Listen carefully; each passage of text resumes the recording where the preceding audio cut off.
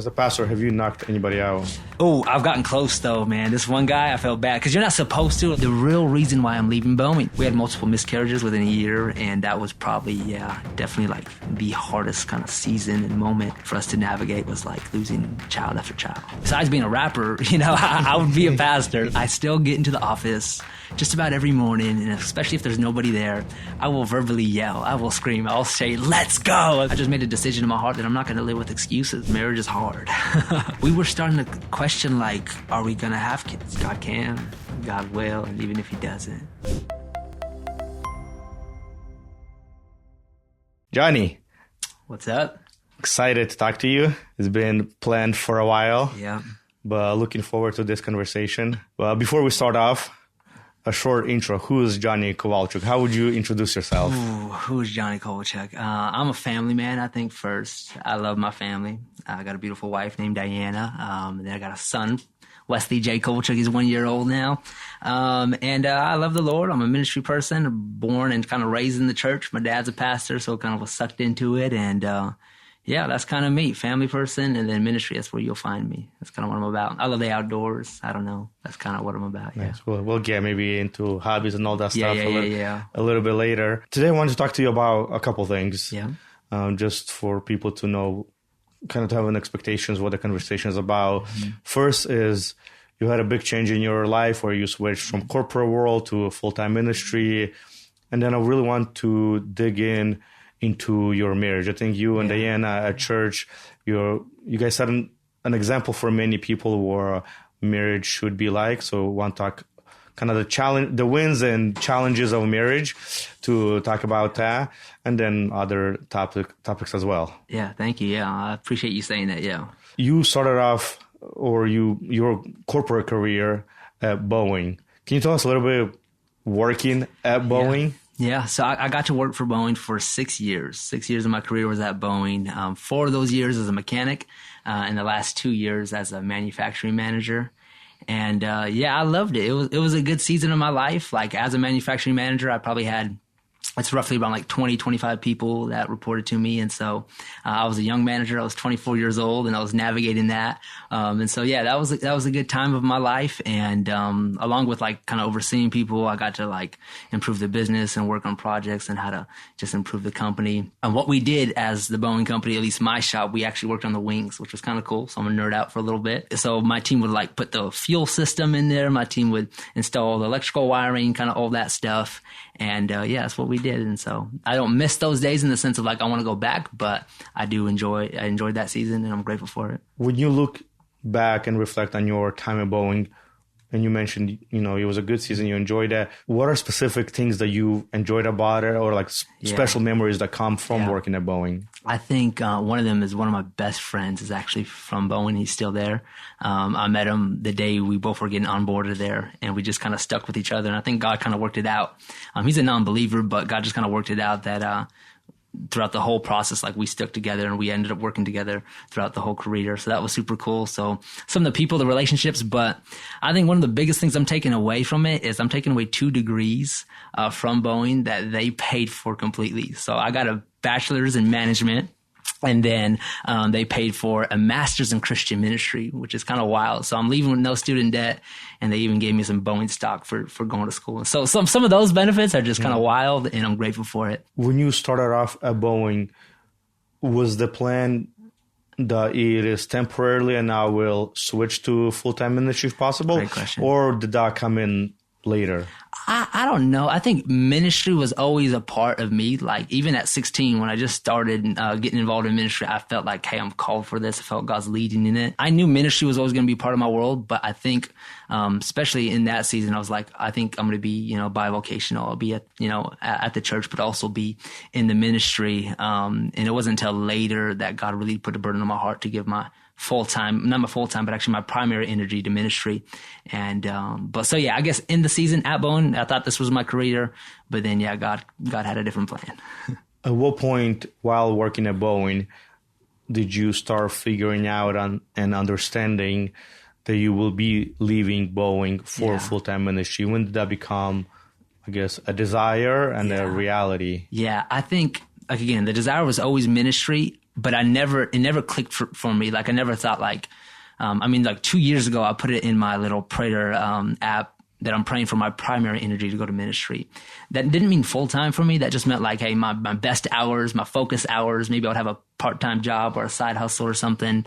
I never thought like it would be a full-time thing until the church offered me, actually last October, right around this time. I think tomorrow's the day that the anniversary when they offered me it. Yeah. So until then, and 3 months later till I made that transition, like I had no clue. So when you got offered a full-time position at church, was that an automatic yes, or what were the doubts and worries? I think it was a yes in my heart, but we definitely had to process it. Like, I remember when I was just starting to date Diana, I told her, I was like, hey, I need to let you know, I feel called to the ministry. I feel called to be a pastor. Like, this is going to be part of our story. And she was all in love and stuff. And so she's she's in, she's down for it. But then like, we always felt God was going to lead us this way. But then when it happened, it was like, oh, shoot, like we need to talk about it. We need to think about it. So we got offered the opportunity to go on staff. And yeah, we just had to take some time to think and pray and make sure it made sense, look at the budget, all that kind of stuff. But we knew we were heading there, but we did take some time to process and make sure it was the right decision.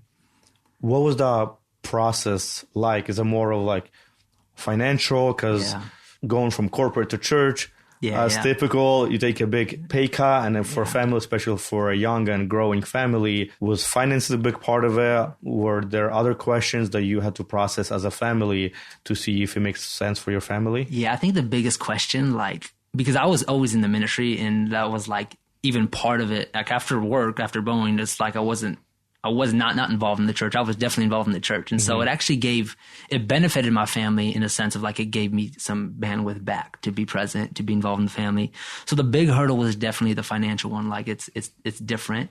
And so we just had to really process that. And okay, if we start making this amount, like, can we cover groceries? Can we cover the bills? Like we just had to make sure we can cover the necessities, and the extra stuff, we'll figure it out as we go. And so the big thing was, the money. And Diana what was the process like for her? Was it all as well, like automatic yes?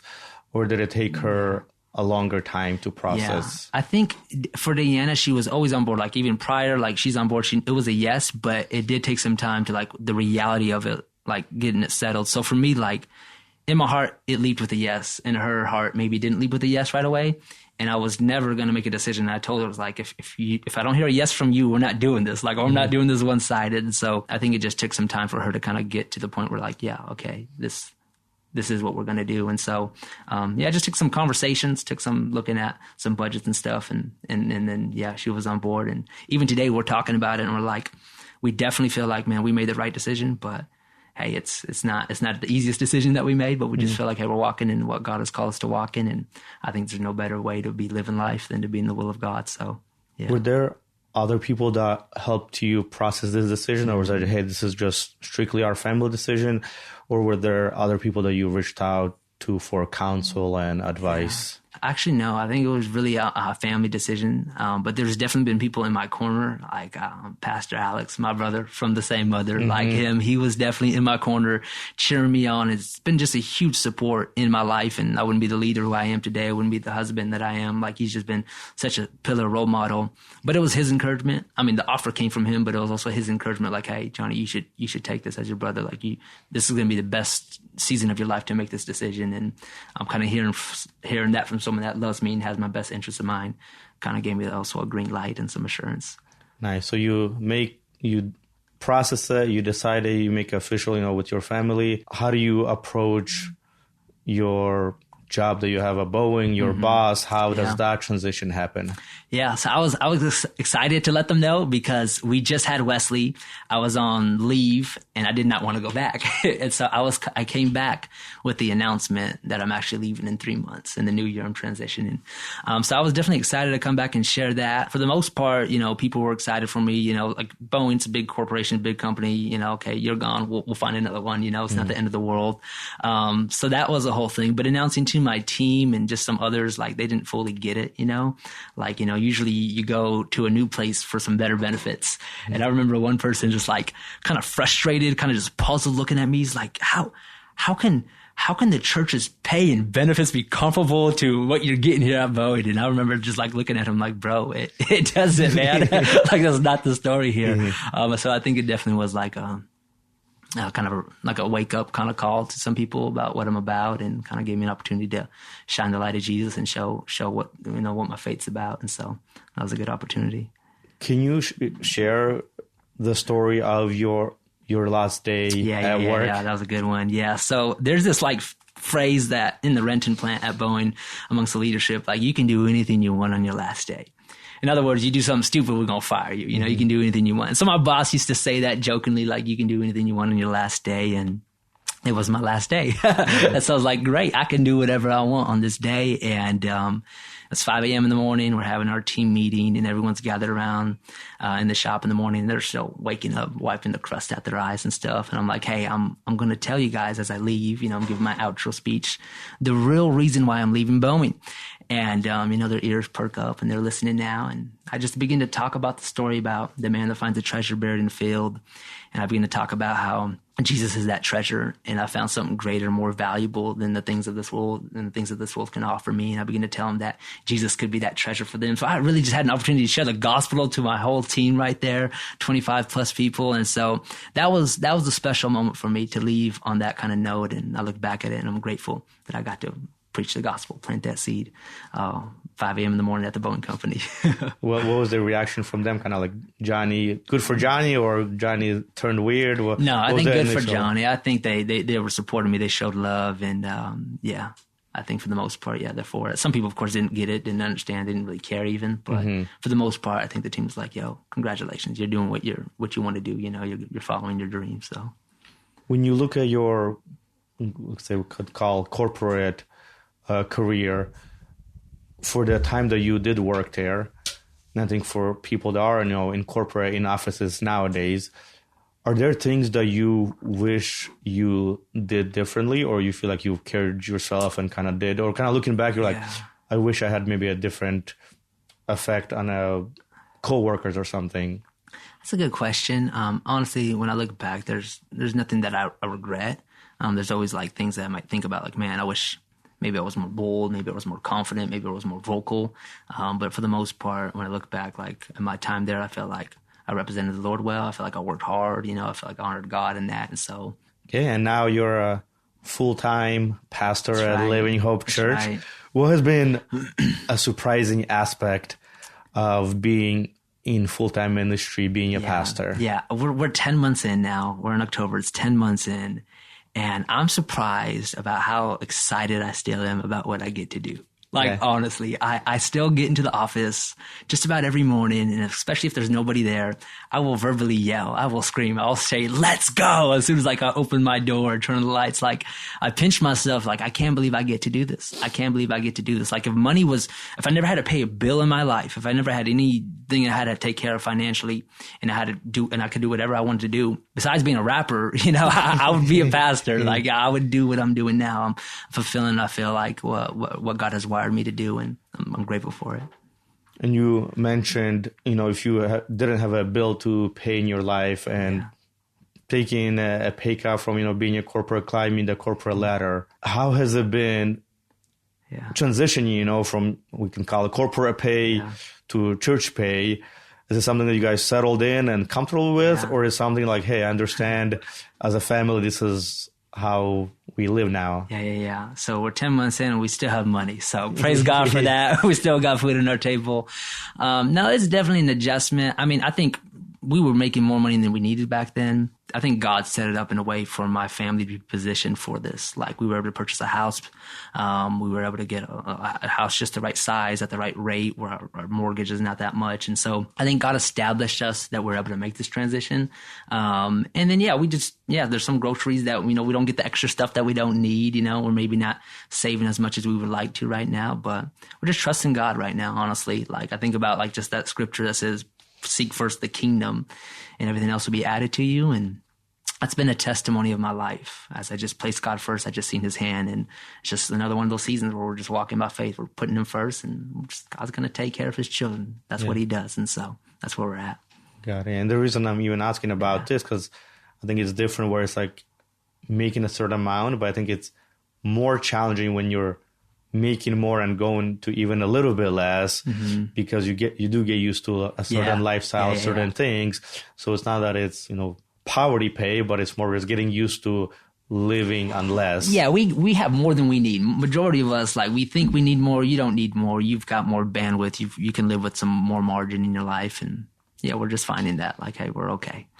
If someone is considering going into full-time ministry, what are some things that you wish you knew before making this career transition? Personally, for me, I don't think there's like things that really grab out and stand out for that. I do wish like I had more of a blueprint of what it looks like to be an executive pastor or next gen pastor, or wear some of the hats that I wear, like just navigating new waters for a new church, or 5 years into this thing or figuring it out. So I think, I wish there maybe was like, step 1, step 2, step 3, but I kind of like treading new waters, and, that's what I'm doing now. And so, there's nothing really that comes to mind. Got it. What has been the most rewarding part of being a full-time pastor?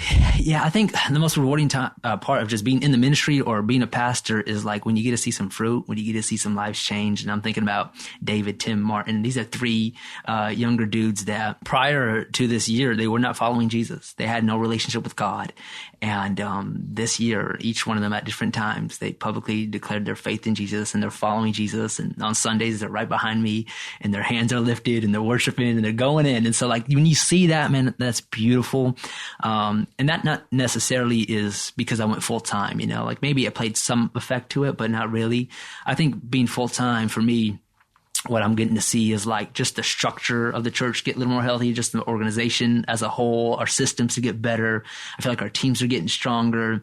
And so seeing that for me, like I enjoy seeing that, to see the fruit of the labor. And I'm like, okay, we're adding value to the kingdom, and this is important. So nice. Yeah. Through your ministry, through your preaching, there's a phrase that all of Living Hope Church would know. That's it. Time and place. Yeah. What's special about this phrase? Why is it important to you? Yeah, I think, man, what we need today more than anything is we need a time and a place every single day to connect with God. I think the church is beautiful. I think life groups are beautiful. Sundays, you should do the whole thing. We just came from prayer room. Like that was a strong moment, and all these things are important. But I think at the end of the day, God's looking for a personal relationship with each and every single one of us. And it happens through a time and a place. And I think Jensen Franklin probably instilled it in me first. He used to do these like Facebook lives or Instagram lives, and he's just walking and he's praying. He's like, who can I be praying for? It's like, that was his consistent time where he would go pray. And I was like, man, there's something there. So I started to incorporate it in my life. And then I see it in scripture, like Jesus had a time and a place to connect with the Father, which is just beautiful to see. It's all over the scriptures. And the Bible uses language like, as usual, he would go to desolate places, or as usual, he would go to the Mount of Olives. And the crazy thought is Judas, he knew exactly where to lead the guards the night of Jesus' betrayal, because Jesus had such a consistent time and a place. He knew that Jesus at that time would be on the Mount of Olives praying, and he led the guards straight there. And so I've just seen the fruit in my life, and I think, man, if Jesus is going to have a time and a place, we better have a time and a place in our lives, and it's going to help you flourish and draw closer to him. And at the end of the day, that's what it's about. How do you practice your time and a place? How does it look like in your life? I get up in the morning. The first thing I do is I brush my teeth. I just feel like God wants me with some fresh breath. You don't want me talking to him with some stinky breath. But yeah, I get in the word. So I'll make some tea. I love tea. I'm not a coffee person, so I'll get tea. I'll sit at my desk in my office, and I open God's word, and I'll spend a short moment just of prayer and just say, God, speak to me. Holy Spirit, make this word come alive to me. Sometimes it can look like just maybe a song or two of worship. Sometimes I just go into worship. But usually it's a short prayer, and then I'll read my Bible reading plan that we're doing as a church. I'll read one chapter, reading in the New Testament right now, and I'm prayerfully reading. I'm praying. I'm reading scriptures, and I'm praying that God produce this in my life, change this in my life. I thank you for this. And so I'm praying as I'm reading. But then I take one verse. I highlight a few things, but I just take one highlight, one main thing that I'm taking with me for the day. I take that scripture, I put it in my phone. It's kind of like my verse of the day, my scripture of the day to marinate on. And I just take that with me, put it in my phone, and I go. And then that's my time of studying the scripture. And usually what happens after that is I go get my dog. His name is Flynn. He jumps in the bed of my truck, and we go to Weyerhaeuser Way and those trails. And I'll spend just a moment of walking and praying. So I'm gonna get my dog some exercise, but really I'm spending time with God. And I might have a Pray First app and I might follow a prayer guide, or I'll just freestyle it and pray. And so that's usually what it looks like. It's my office in the morning, and then it's on a walk, either in the neighborhood or at the trails. Yeah. Are there often times, or let's say busy scheduled lives that we live, where that time and place doesn't happen because life gets in the way? I think less than you might expect. Like, it definitely, there's some days that it doesn't look that beautiful, where I'm not going on the trail walk. Like, we're going to have this time in the Word here, and I don't have the time for those other things. But no, it's really just a priority in my life. Like, I think about everybody has 24 hours in a day. Everybody has, I look at some great leaders sometimes. I'm like, man, how do they do that? And I just made a decision in my heart that I'm not going to live with excuses. Like, if they can do this and build these great things, then I can prioritize some things in my life. And one of those things will be my relationship with God. And so I just protect it, prioritize it. And I think it's important where you place it, because, it'll keep other things from spilling over and getting in the way of your time and a place. What are the benefits you have seen from having this consistent time and a place? Yeah, I think it's just intimacy with God. Like, at the end of the day, what a crazy thought that you get to be with God, like that you get to enjoy him, that you get to be his friend. There's a whole lot around it. So one, you just get to be close to God. Like, I love being close to my wife. And the reason I date my wife is because I want to be closer to her. And in 5 years of marriage, I'm drawing closer to her. I mean, you've been married for how long now? Coming up on 9 years. 9 years. And so, like, the longer you've been married, the more, deeper the oneness takes place. And the same thing, the more you're intentional about time with the Lord, the deeper that intimacy, is. And it's special, it's beautiful, it's sacred. But at the same time, like the Bible talks about the fruits of the Spirit, right? The fruit of being with the Spirit of God is love, joy, peace, kindness. And I'm seeing God transform me and change me and make me look more like him. And that happens when you spend time with God and you get in his presence. And so, yeah, there's definitely a whole lot of fruit that comes from being with the Lord. If somebody does want to set up the time and place in their lives, what are some pointers or advice would you give them as they plan this? Yeah, I think the words are important. Time and place. You need to consider, hey, what time am I doing this at? And so for Jesus, that was early in the morning or late in the night. And I think those are good times, just because there's usually nothing happening around that time that's going to get in the way. And so I would consider, hey, get up earlier, get up in the morning before your day gets, out of hand, before you start checking your emails and your phone. Like, early in the morning is probably a healthy time, or late in the night. For me, it doesn't work. Usually I'm tired, I'm sleepy, I'll fall asleep reading the Bible, so it doesn't work. So you need to find a time that works for you. But then the place matters too, because if your office is not like my office, in your office you run your business out of there and you've got bills and papers all over there, it's going to be hard for you to get into a space in a zone of prayer. Or if you're going to pray the same place where you watch TV and play video games, like, your mind is not going to go to prayer mode. It's going to go to whatever, And so having a time where you're getting a place, where you're getting away. Jesus went to a desolate place. That's why I go on a prayer walk. It's just me, the Lord, and in the woods, And so having a place, whether that's a designated room in your house or in the car or wherever that may be, or in the neighborhood walking, I think is super important. So establish that. Hey, what's a good time? What's a good place that I can consistently connect with God, that can be protected every day of the week? That's awesome. Yeah. And then transitioning a little bit into your family life, your marriage. Yeah. You mentioned Diana, Wesley.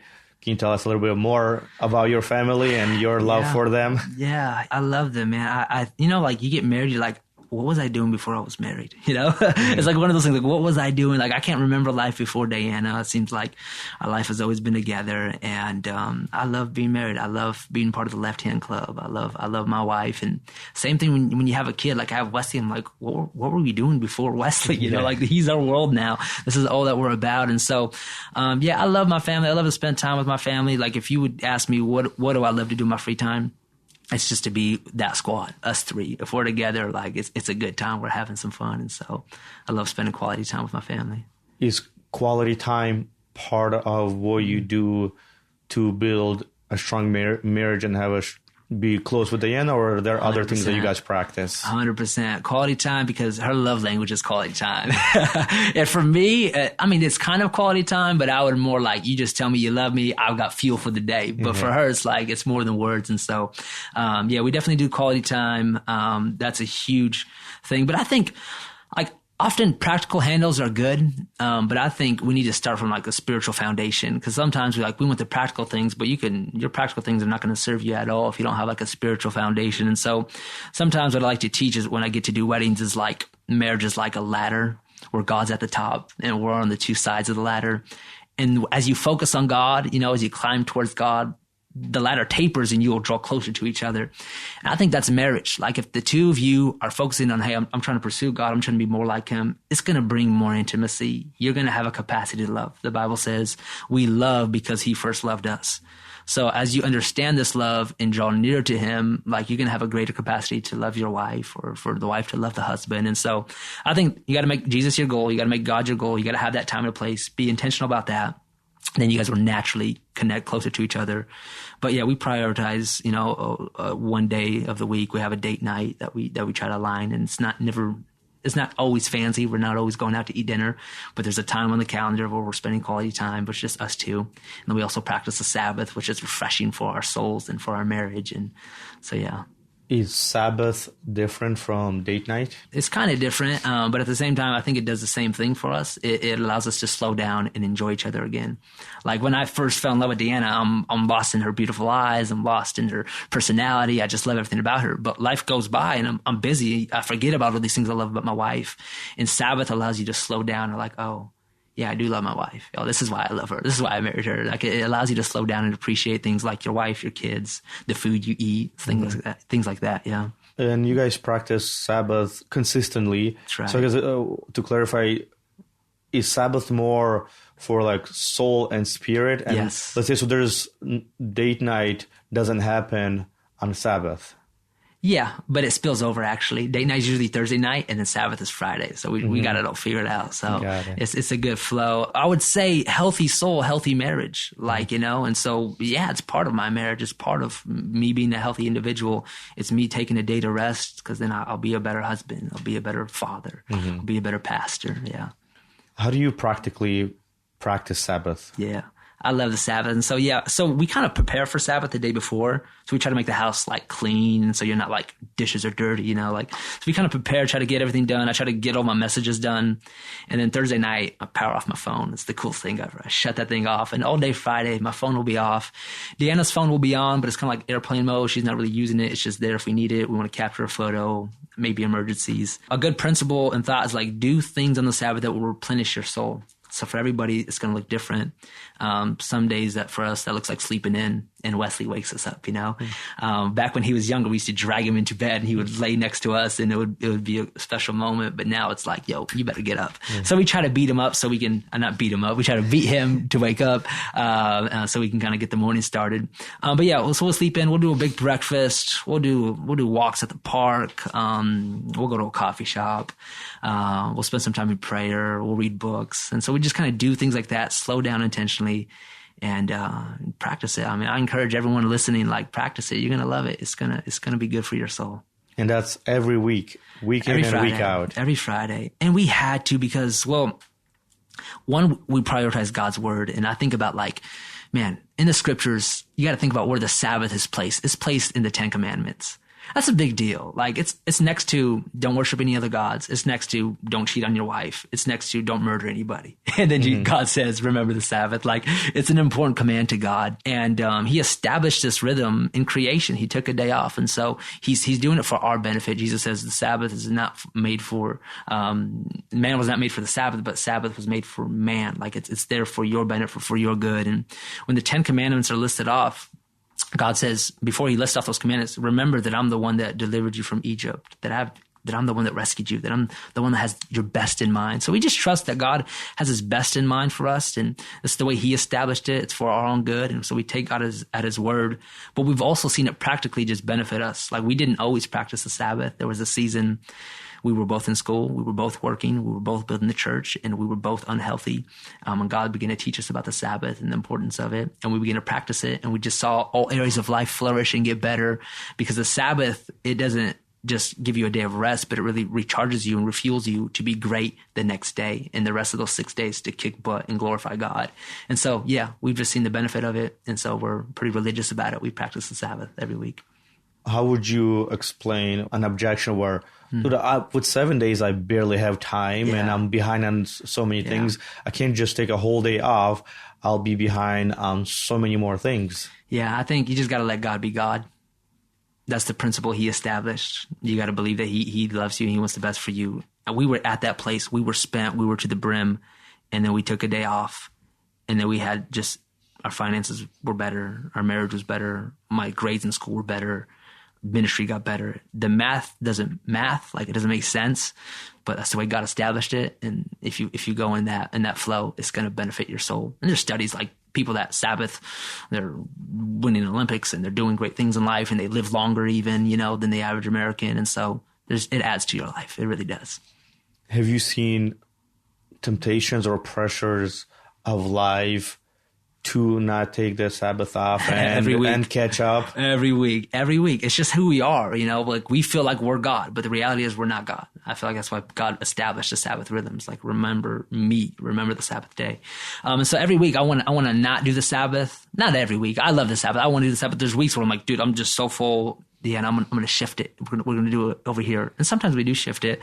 But for the most part, my wife lovingly reminds me, if you go against the grain of the universe, you're going to get splinters. And so if you're going to go against the way God established things, you're going to feel frustrated. You're going to be in pain. Things are not going to go well. And that's because you're not following the flow of God. And so we're committed to it. We think it's for our good. We want to not just kill it this week, but we want to kill it this month, this year. We want to kill it 5 years down the road. We want our marriage to be healthy, our lives to be flourishing. 10 years, we want to finish well. And I think it's having a rhythm to help you last. Yeah. What other things you and Diana do to help you be on the same page as you build family together? We do a sabbatical every year, which is just like a prolonged Sabbath. It's the coolest thing in the world. So we do that in the beginning of the year, and we talk about life. We talk about dreams, goals. We reevaluate some important buckets of our life, our finances. We reevaluate our spiritual health, our relational, like how we're doing relationally with other people even. And so we kind of look at some important areas of our life, and it helps us prioritize, and we might even map out our year for that year, just some of the big dates, some of the important things in our life. And so that keeps us grounded. So we started off the year that way. And this year we're trying just quarterly life check-ins. So we don't just make it that, but like we have one coming up actually tomorrow, where we're going to just we're in the final quarter. We're just going to look at, how are things doing? How are we doing, in these important areas in our life, just to make sure we're on the same page. So I think communication. I think if you're listening to this, like, okay, Johnny, you're crazy, you're dialed in, you're a robot, whatever. But like, if you just communicate, find time where you and your spouse can sit down and talk about some of these things that are important, and talk about these dreams and these areas that you feel you're led to. Because it's one thing, like if the husband's going this way and the wife's going this way, it's got to be communication. And so a sabbatical, these quarterly life check-ins are those communication touch points for us. What about your like day-to-day life? Yeah. Is there something that you're like, hey, we do this pretty consistently to communicate with each other? I think this is the area I'm lacking in, if I'll be honest. I feel like during the day, it can get away from me, and I'm still figuring that out. So maybe you might have advice for it. We love some good FaceTime. It's a gift from God. And so like we'll check in with each other throughout the day and FaceTime each other. But as far as the daily flow, I feel like sometimes I'm not doing the best at that. But I think some of the rhythms that I have established have helped me, the date night, the Sabbath rest. But during the week, I can get better at that. We're thinking through that actually right now. How do you guys have maybe, over the years of your marriage, let's say that you notice that Diana's really stressed out or overwhelmed, or you're stressed out and overwhelmed. What helps you process that season or that moment? Marriage is hard. And I think it's important for people to hear this. It's not just your marriage. Marriage is a hard thing. Like, we were coming back from our 5-year, and we're driving back from Victoria, BC, and we're just like asking each other questions. What are 3 words we would use to describe our marriage? And we said fun, we said frustrating, and then we said fulfilling. And of course, they all have to be F's, because I'm a preacher. That's what we do. And so we did those 3. But the reality is, marriage is frustrating. It can be tough sometimes. It's because it's 2 broken people coming together. It's 2 people that are not perfect coming together, and there's going to be friction. There's going to be hard times. But I think some of the things we do is, the one, we're people of faith, so we take our frustration to God. Like sometimes when I notice Deanna's off, I'll offer to pray for her, or if she notices I'm off, we'll offer to pray for each other. But then at the same time, we don't allow the problems still linger, we try to face them and address them. Like, okay, hey, you're off. Let's talk about this. And maybe in that moment is not a good time to talk about it, but we make sure we address it. We don't just let the frustration linger and ignore it. And so I think that's a really important practice that we have, is like, hey, if there's something coming up, let's take care of it. Let's address it. Let's not let offense or pain build up and spill over to the following days. So let's say you're feeling frustrated and Diana wants to talk to you about it, but you're not ready to talk about it. Then what do you do in that moment? Is it an hour wait, a half a day wait? Yeah. How does it look practically? I'm always ready to talk about it. Like, I want to get it done. It would be Deanna. She would have moments for, like, give me some time. And so we just kind of revisit later in the day. If it's late in the day, then maybe it is the next day, but we just, we try to make sure we're addressing it. And so, and sometimes maybe we're not talking about it, and really addressing it, but really still spending time, and it looks like a hug or holding her or whatever, that may look like. And so it's just being present, and loving, but at the same time, I think that's important, but it's like, hey, what's the root of this? Okay. It's my pride. It's my selfishness. Okay. I need God. Okay, I'm gonna go to God. So it's a lot of that. It's really like a lot of the frustration and the pain that's within the home and the marriage is like it's a soul issue. It's a meat issue. Marriage is frustrating not because I have a wife. Marriage is frustrating because I'm in the marriage. It's a meat issue more often than not. I'm not living like Jesus. I'm not being patient like Jesus. I'm not being humble. All those things. And so. Yeah, I don't know if that's helpful, but... It reminds me, I think Tim Keller talks about in his Meaning of Marriage, where when you get married, what you face mostly is less the other person, but more of who you really are. Or I get frustrated easily. Oh, I'm impatient, or whatever it may be, that you start facing yourself. And then that's what you have to deal with more than the other person. That's so true. What are some ways you bring fun and playfulness into your marriage? Yeah, we're kind of silly people. Like right now, we're totally into VeggieTales because we got a kid, and so we're totally singing the song. I don't know if y'all know it, the lip song. No, it's a whole thing. It's a new one for me, and it's strong. And so like we'll sing the lyrics to each other and like just kind of be goofy. But what I found is like, what makes everyone's going to be fun and bring playfulness into the marriage their own way, but that only happens when you're full. And so like if I'm not full, if I'm not healthy spiritually and feeling good, like I'm not going to be fun. I'm going to be empty. I'm going to be sharp. I'm going to be quick to throw a jab or whatever. And so, man, I don't know if there's something that's going to help somebody as far as like, how do I be playful? I think, man, prioritize your soul, get you happy in God, get you happy in your marriage. And then you're going to be playful. You're going to make it fun, and it's going to be exciting, but it flows from just like the condition of your soul, I guess is what I'm getting at. Nice. What is one practice that you think every couple, especially young couple, should practice in their marriage? Yeah, let me try to sell people on this one. It's the sabbatical. I really think you should try it. Like everyone goes on vacations, at least they try to, but this is not like a vacation. Like this will do you better than 5 Florida trips or Hawaii trips. Like this is just one of those things where we actually turn off our phones for the week. We eat good meals. We spend a lot of quality time with each other. I know for people that might look different. You might need to bring your quad or whatever, but for us it's puzzles and books and prayer walks and stuff. And man, that just produced so much just fuel for us, fuel for our marriage, fuel for just intimacy between my wife and I, fuel for our souls. And I would just say try it. It don't got to be fancy or expensive. We do like an Airbnb in Montana or whatever, and just book out a weekend, a few days, and say, hey, we're going to do a different style vacation. We're going to not just go and come back tired, but we're going to come back refreshed and filled and excited about life and excited about each other and excited about the Lord. I think, just try that one out. So that'll be cool. When you go on a sabbatical, how do you prepare yourself? In your mind, like what are your plans for sabbatical? You said you make plans, kind of go over. Is that for a whole year? What does your time at this cabin for a few days look like? Yeah, I think it depends what the agenda is. Like we're still kind of figuring it out. So sometimes there's planning and strategizing, but there's also like hanging out, having fun, replenishing. And we used to do like the finances on the sabbatical, but we're like, no, this is stressful. We don't like doing this one. We're going to do this before we go on sabbatical.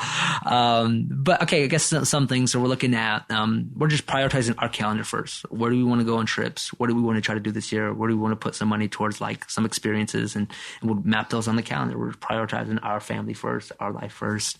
And then, so we do. We actually we'll sometimes print out the 12 months and lay them out on a big table. And it's fun. We're just writing it out. It's looking at, I think, some important things like that, looking at, your relationships. Like this year we're trying to get better with just friendships. We feel like we're lacking in that. And so I think some of that's important, but it's really, I would say more so important, just like maybe no agenda, maybe just you two and just see what happens. Maybe just you and the kids and see what you guys can think of and see what you guys can explore. We just dropped into one city in Montana. We've never been there, and we stumbled upon some like abandoned ghost town. And that was like a fun experience that we explored. And so just kind of leave some freedom, kind of leave some freedom for like some spontaneous moments. And yeah, that's kind of how we do it. Never done it, but yeah, sounds like y'all would vibe with it. You guys are the kind of people I feel like would totally have a good time. So need to try it. Yeah. What is the biggest challenge that you and Diana have gone through, faced in your marriage? I think early on when we just got married, there was a season where Diana had like chronic hip pain, and that was definitely a thing for us. And just navigating that and going through surgery, like that was a new thing for me, and that was definitely painful. But then, the story a little bit. We had multiple miscarriages within a year, and that was probably, definitely like the hardest kind of season and moment for us to navigate, was like losing child after child. What helped you and Diana through those moments?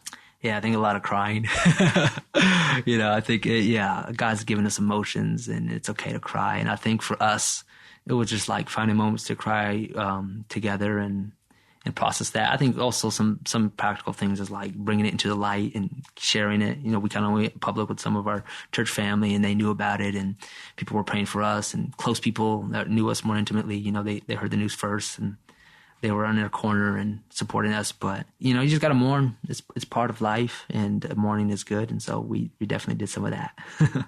Did you find yourself and Diana mourning differently, or you guys pretty similar in that? I think pretty similar, honestly. I think she definitely took it in maybe a greater level than me, and it was kind of longer for her to process it and totally understand that. But for the most part, it was like, hey, you're crying? Well, I'm not going to try to be Superman. It hurts me, the fact that we lost a kid, and it hurts me to see you hurt.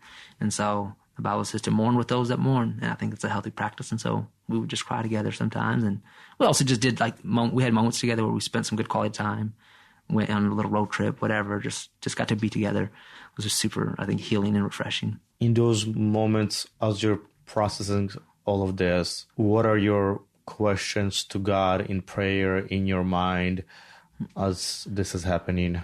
Yeah, we definitely took things to the Lord. I don't know if we were like necessarily frustrated at God. I know like some people can get frustrated at God, and I think it's not a bad thing. Like we see that in the Bible. It's not that I recommend it. I don't think it's a good thing. Mm-hmm. We don't want to be mad at God, and I think the attention wasn't on God. We recognize that this wasn't God's fault. It's not God's doing. It's the broken, sinful world that we live in. But it just was asking God for a lot of peace, comfort, clarity, and believing with faith that He was going to come through and that we would have a child one day. Was there anything that helped you keep this faith and hope alive, as if it's a miscarriage after miscarriage? Yeah. And maybe it's natural to get discouraged and lose hope in that moment. Yeah, we were starting to question, like, are we going to have kids, is that going to be part of our story? Like, is this going to be our life? And there's this powerful moment where, like, the three guys, Shadrach, Meshach, and Abednego, they're about to get thrown in a furnace. And King Nebuchadnezzar is like, yo, I'm about to throw y'all in if you don't bow down and worship. They say, the God that we serve, like, he can deliver us. He's able. He can do this. And then they say, he will do this. And then they say, and even if he doesn't, we're going to keep worshiping him and not you. And I think that was, I didn't think about that scripture at that moment. I thought about that later, but I think that was the posture of our hearts. We're like, man, God can. You kidding me? Like, it's not too hard for God to help us have a kid. Like, it's not too, like, God is the creator of all things. Like, God can do it. And then we just try to build our faith. Like, God will. Like, God's going to give us a kid. He's good. He's good. And then we, like, even if he doesn't, man, God's still good. Our lives are still good. And we try to be positive about it. At least I try to encourage Deanna. And I was like, being married has been the best thing ever that happened to us. Our life has been so full these last few years. We'll get another dog. We'll be dog parents. We'll do this thing. We're going to have a great life, even if God doesn't. But we just believe that God can, God will. And even if he didn't, we're like, hey, life's going to be okay. It was still painful. It hurt. But it was like holding on to those truths and those promises of God. So, how did this season in your life impact your marriage both positively and negatively? Yeah, I'm honestly not sure. I think we're still like seeing the fruit of it. I think for sure there was definitely some moments where we got to draw closer to each other, and I think our marriage is stronger from it. You know, like, I think that's what God does. Like, God doesn't cause the evil things, but God will redeem those evil things for our good. That's what the Bible tells us. He works everything out for our good. And I think about, like, we take Wesley to the doctor. And Wesley is frustrated. He's angry. He's afraid. This guy's touching me, poking me, putting something in my ear, and he's freaking out because that's his response as a toddler right now. He doesn't understand that this is for his good. I hope and I believe that when he's 10 years old and mom and dad take him to the doctor, he's like, hey, it's going to be uncomfortable, but mom and dad love me and they know what's best for me, and that's why they bring me here. And so I feel like that's just kind of like one of those maturity kind of places for a believer. Like, there's seasons where, like, maybe you're like, man, God, how could you be doing this to me? But I think we've really taken a spot in a position of, like, we trust God, that he's good and that he's going to work it out for our good. And so I think in that sense, we saw that in our marriage where, like, he drew us closer to each other, and we don't fully see the full picture of why we went through that season. But I'll tell you now that we have Wesley, it definitely brought more joy when Wesley did come. I think the church community got to rejoice and rally behind it a whole lot more. And so I think God did a good thing in my heart and in our community. But I don't fully see, like, the fruit that it's super clear of the positives. Mm-hmm. But I just trust God that, hey, he has what's best for us. So would it be something similar? And what words of encouragement would you share with somebody that is currently going through their season? Yeah, God can, God will, and even if he doesn't, I would definitely share that. Like, man, God can do it, and we're seeing it in our Live in Hope community. It's been super cool. People that have been going through it way longer than Deanna and I have for years, and now they're announcing that they're pregnant. And so God can do it. God can do it, and God has given us medical means of different ways that it could happen. And so there's definitely, don't lose hope, don't lose faith. God can, but just be content. Like, even in the midst of the moments that you don't have a child, or if you never do, like, that God is still good. He still wants, the best for you. And sometimes things are not clear in his way. They're not our ways. But in a practical sense, I would say if you're going through it, like, I think bringing it to the light is really important. I think sharing it with some people that you love and that love you is important for them to carry that with you. And I remember people would just bring, like, Trader Joe's hauls for my wife and give us a bunch of stuff. And this is like comfort food and whatever. And it meant stuff. It was important to us. And it was important for the moments where, we got the news and, Deanna's best friend would come and hang with her a few nights, and just spend some time with her. And that mattered. And so I think it's not God's judgment on you. You shouldn't feel guilty or ashamed of what's happening in your life. You should bring that to the light and find healing and allow the community of God's people to come around you and help you walk through that storm. Were there moments as you were going through the season that maybe other people did something or said something, maybe unintentionally, that was not helpful or maybe hurtful? I'm thinking for us, let's say, see or know the people around us, maybe, hey, don't do this. It's not helpful. You might have good intentions, but don't do it, or say these things. Anything comes to mind that you're like, oh, that was hurtful? Oh, I think, one thing that could be is, like, why don't you guys have kids? I can totally see that being a thing. Like, where's your kid? I think you should be careful with saying those kind of comments, or when are you guys having kids? Like, you don't know. Maybe they've been trying for years, and that's a painful and a touchy subject. So I would say just to people, just be mindful. Don't push on people if you don't see them having kids. You think they're just hanging out, messing around, but maybe they've been trying, and it's a painful thing. But I mean, I never liked the extra attention around it. Like, I never liked it. Like, even, and it was just me. Like, I would rather, like, hey, I'm fine, I'm content. Like, don't touch me. We're going to be okay. So I don't know. I think every person is different, but I would say just be careful with what you say to people that are not having kids, because you don't know why they're not having kids. I think I've heard it before, that where people would come up, and I think multiple families where they would say, people would come and make the remarks of, like, oh, why aren't you having kids? To the point of, oh, you're being selfish. Why aren't you having kids yet? Because people think you're, preventing yourself, and you're being selfish because you have career and goals, and you're postponing kids. So I think practically, what I started doing is I wouldn't bring it up. I wouldn't ask a couple if I don't know them that well. Like, randomly, like, hey, why don't you have kids? Yeah. And then for the people that I do know, I just started being more genuine and transparent. Let's say, especially couples that I know or I see at church. Even if I do ask, like, hey, well, like, what's your guys' plan for kids? Are you guys trying? And it's usually where it's like, they're like, oh yeah, we are. Or maybe, hey, well, not yet. We're waiting for a little bit. Avoid asking the question, but if I do, it's for the people I know. Was that how you found out about my situation? Oh no, that was when we were all together. We were hanging out. Yeah, I think we knew about yours. Yeah, but yeah, I think I've found out about other situations like that where we're close enough, and I think when you come up sincere enough, I'm like, hey, what's your guys' plans for kids? Are you guys planning? Are you guys in the process? Yeah. And usually if you already know the people, it usually would be the guy. Usually don't ask a girl. Yeah. And they're like, oh yeah, we are trying. I'm like, okay, so kind of know the idea of it. Yeah. So I think that helped me in practical ways. That's good. Some good wisdom. Because I've had one bad moment, yeah. And it was not with family planning, but I've had one time I came up to a relative and I was like, oh my gosh, I did not know you're pregnant, congratulations. And there was like a whole family sitting at the table. There was a lot of us, and it's like, yeah, it's already 6 months. I'm 6 months in. I'm like, that's so cool, congratulations, like I'm so happy for you. And then the family party's over and she comes up to me. She's like, well, I said, I'm not pregnant. Oh, no, dude. So that was bad. So I definitely stopped congratulating. So why did you think that they were pregnant? Just, okay. Thought they were pregnant. Was there balloons? Was there an announcement? You just came up and... No, I think, it was... I was like, that's crazy. Yeah, so I definitely... You're funny. No matter how pregnant, how... Yeah, tiptoe. Yeah, never. Tiptoe.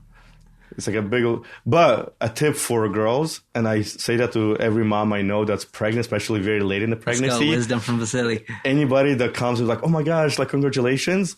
Even if you're like 8.5 months in, always say, what do you mean I'm not pregnant? I feel like it would hit every time. Oh yeah, just the face expression changes. Yeah. So funny. But no, Johnny, thank you for sharing your story. A couple rapid fire questions. Oh, let's go. You like hanging out, having fun outdoors. What are some of your hobbies? My favorite hobby right now is I've gotten into boxing, and it's been super fun. I was there this morning. So I love boxing. I love backpacking. And I love some good trails, like hanging out, walking with my dog or my family. It's good. As a pastor, have you knocked anybody out? Oh, I've gotten close though, man. This one guy, I felt bad because you're not supposed to. Like, that's not full on. But he went down and I went uppercut, and it was a moment. I wish it was on video, but he's a good dude. But yeah, he sat out for the rest of the day. You're already shared that you're a morning person. Yes. When are you clocking out and hitting bedtime? It's kind of different because life's been actually really all over the place as far as like some nights. I'm recording a podcast and it's late, and so I'll come later. But I can hang late. Like, I love hanging out late, but I prefer the morning, so I go to bed earlier. So usually the goal is 10:30 sleeping. And wake up time? Wake up time, 6 a.m. Brush your teeth, shower, and then time and place? Yep, exactly. Not even shower. I'm a night shower. A morning shower is just weird for me. No, morning shower. I just go to bed clean. I want to be clean in bed. I'm laying next to my wife. I just want to be clean, and then I'll wake up. You wake up, and that's like a wake up. Let's say... Yeah. Cold shower. Yeah. Not cold. I do that sometimes if I'm doing the day. I do it during summer because water is not as cold, but it's real nice. Especially if it's a hot day, I'll do like a midday shower. I do cold showers because I'm a pastor and I can't afford hot water. I'll do like a midday shower if I come home for lunch or something, and cold water hits every time. But started being a lot more tolerable of cold water after cold plunges at sauna, and those hit way harder. That's next level. What are hidden talents that you have? Dude, this is so funny. I'm thinking of the Napoleon Dynamite scene. Nunchuck skills, bike riding skills. You know what I'm talking about? Like, I have nothing that I can think of, like, I don't know, dude. I don't think I have any hidden talents. I can't sing. I sing. Funny story. One time, somehow it happened in church. I'm about to preach, so I had the headset on. Somehow that sound from me singing was connected to the in-ears of the worship team.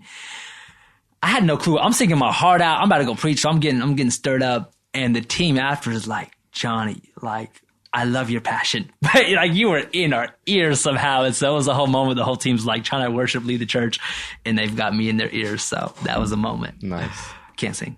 Can't sing either. My cousin Erica, shout out to Erica. She signed up for, before we were married, still way younger. She signed both of us up for singing lessons. And one lesson in, ruined a song for me. It took me a while to recover, and now I suppressed it far enough. But it was How Great Thou Art. The teacher played on piano. He's like, okay, sing along. And then whatever the transition needed to happen, I was not hitting it how I was supposed to. And then with Erica sitting in a room, she just stops playing and she goes, "You're tone deaf." And I was going to trip on her, like, "No, you're tone deaf, you know? You don't know what you're doing." Right. Yeah. I took, it's all about framing things. So I was like, I should just focus on other things. I shouldn't waste my time pursuing singing. Hey, focus on the things you're good at. God wired me differently. You're still in school right now. Yes. What are you pursuing in school? Finishing my MDiv, which is a master's in divinity. It's a theological degree. It's my last quarter semester. 2025, I'm going to be done. I'm excited. That's what I'm doing. Why MDiv? I just forever a student. Like, I'm not going to stop learning when I finish school. I'm going to look for some other courses, some other things that maybe doesn't cost as much or is free. I just feel like, there's a demand in my life and a mandate from God, and I want to learn and be a good steward of His Word. And I know nothing right now, and I'm just going to continue to be a student and learn. Nice. As you're learning, what are a few books that have had a big impact on your life? Yeah, a few books. I like that. So a few books. I think the book that marked me the most, They Shall See God. It's Randy Alcorn taking like Charles Spurgeon's sermons and talking about them on heaven. And the book is not even like crazy good, but it really influenced my life to have an eternal perspective, and it transformed my world. So I would say get some of Randy Alcorn's work on heaven, on the afterlife. That'll shape you. So They Shall See God is the book? They Shall See God. I believe that's the title. Yeah. By Randy Alcorn? Yep. And then the other books, Why Revival Tarries, Leonard Ravenhill, that's just one that's going to burn in your heart for like being a person of prayer, believing for God to move and to act. And that's a good book. How to Win Friends and Influence People is an all-time favorite for me. It's just about relationships and treating people well. And I think it's super important. If you have not, The 5 Love Languages, that's a good one, just to navigate how to love your spouse well and to know those. Good to Great, if you're into leadership, like that was a strong book. And so there's a whole lot of books. I like this. Leaders are readers. Readers are learners. Learners are earners. So wherever you're trying to grow and expand in your sphere of influence, be someone that reads, and you're going to see fruit in your life. Nice. If you could have a dinner with anybody dead or alive, who would it be? So I want my wife to be there, so it's a double date. And we're going to go. I just think it would be a dynamic dinner, like Apostle Peter and his wife. I think that's going to be a whole thing. Just his personality, his character, and some of the conversations that might be there. Yeah, I'll try that one. Okay, what about somebody alive today? Alive would be Craig and Amy Gershell. Yeah? We love them. Deanna loves Amy. We love Craig Gershell. And I think that would be cool. They're big role models. You're getting me on Craig Gershell. I noticed that I've been intaking Craig Gershell a little bit more and more. He's the guy, man. He's God's robot, man. You got to follow him. And last question, favorite childhood memory? I grew up with 3 brothers. Not a lot of brothers, but the 3 brotherhood. It was the clique, the crew. So it was myself, right? There's Daniel and Ruslan, and then my nephew Isma. He's like a brother to us.